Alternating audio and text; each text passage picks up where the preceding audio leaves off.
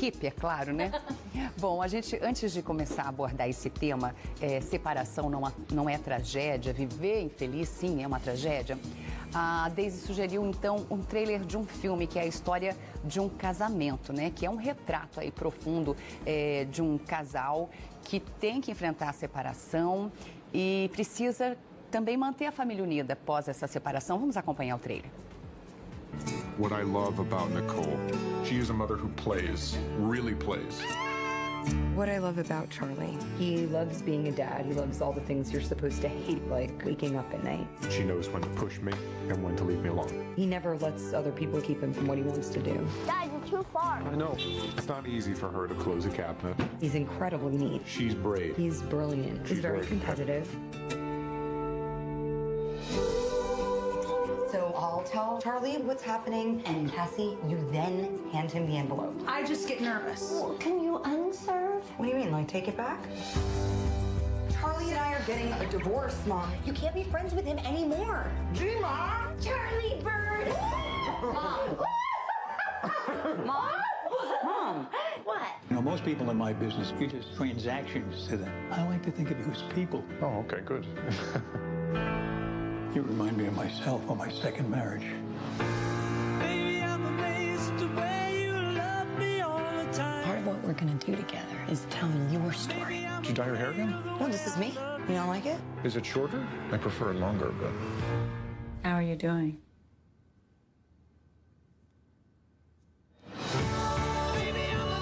I realized I didn't ever really come alive for myself. I was just feeding his aliveness.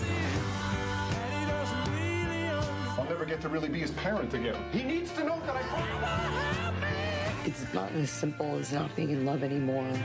Eventually, it'll be the two of you having to figure this out. Together.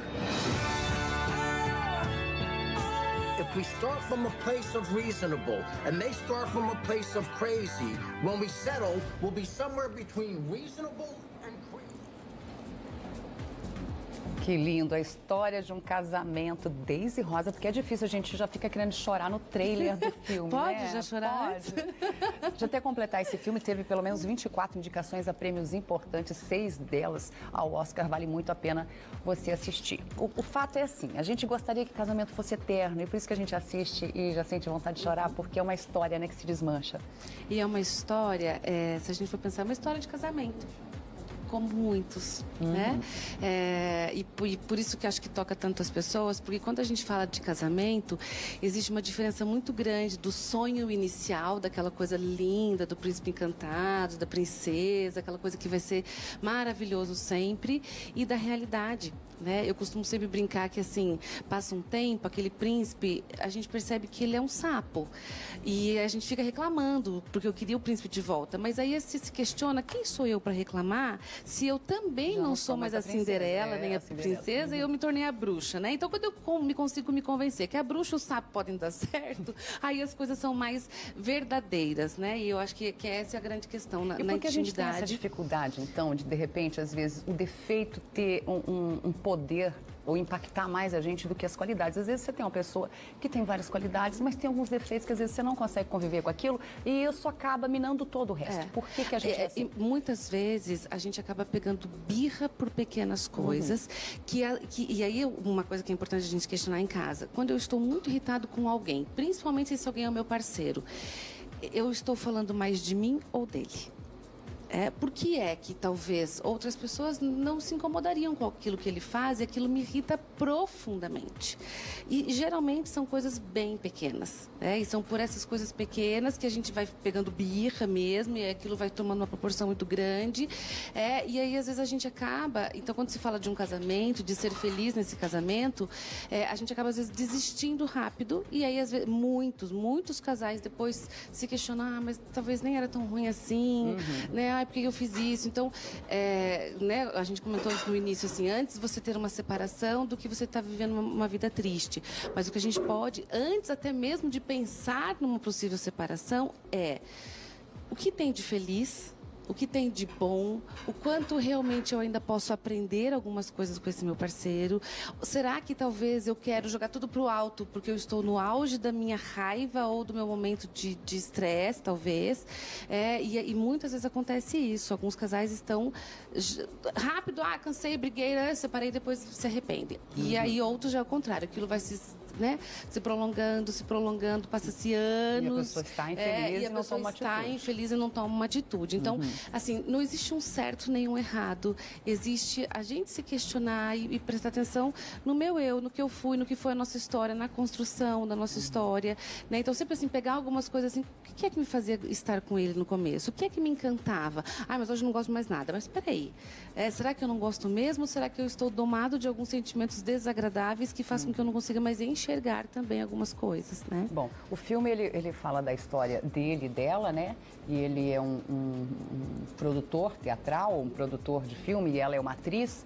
E ela também deixa a vida dela de lado por um tempo para cuidar do filho e do marido.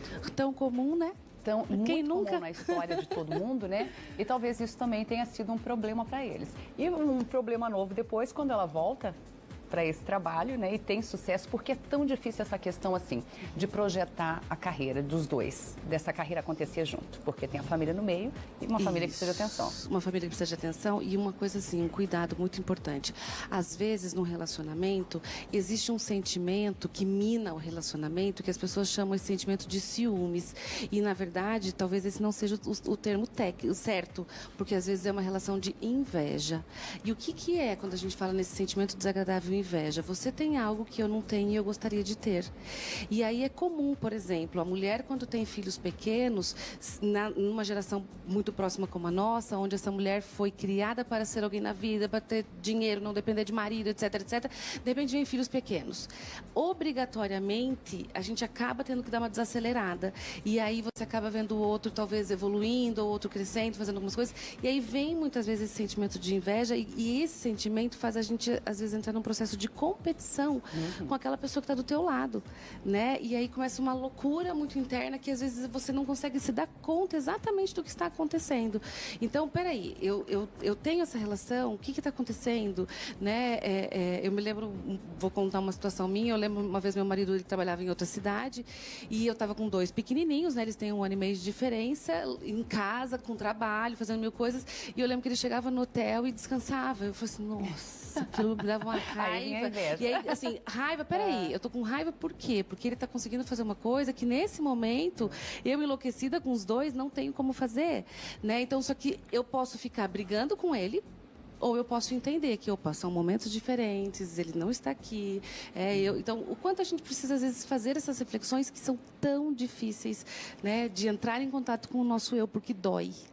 Mas eu acho que o oposto também. Tem uma questão cultural da mulher ter sido sempre o pano de fundo, né, do homem. Ou a grande mulher atrás de um grande homem e deixar sempre ele projetar sua carreira e ela ter que segurar, ficar na retaguarda dos filhos, porque entende-se que nós mulheres somos mais preparadas para a maternidade. Não é assim. Hoje homens e mulheres têm que se preparar, né? Exatamente. É outra geração, como você falou.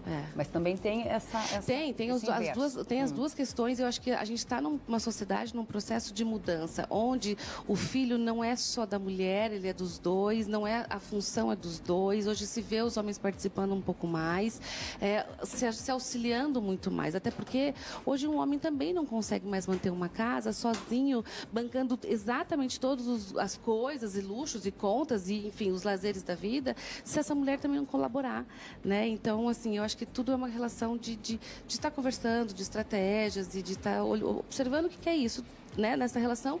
E o principal, né, a gente tem que tomar muito cuidado, principalmente quando vem os filhos, porque a gente acaba esquecendo dos parceiros.